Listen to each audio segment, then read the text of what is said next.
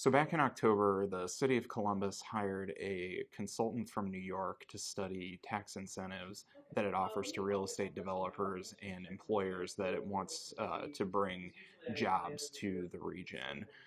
HRNA out of New York came back with a draft study to the city recently, and it suggested some pretty major changes.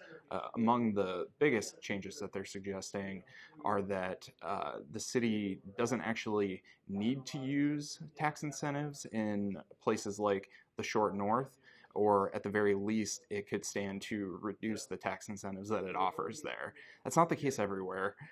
The Near East Side, Linden, the Hilltop, for example, they still need to use incentives there, according to the study, but actually even more is needed on top of tax abatements that it could offer there. Some other form of subsidy is needed according to the study if those projects are going to become profitable and therefore entice the developers to be interested in doing that in the first place.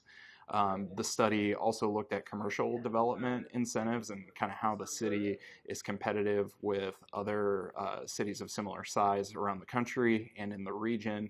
It found that the city of Columbus is pretty competitive, but that in some places it needs to kind of tighten up some of the things that it's offering and some of the requirements that it has for these companies. For example, the city has a guideline right now for companies to offer a $12 minimum wage, but a lot of the companies are already offering that, and so there might be room to bump that number up and also make it more of a hard and firm policy.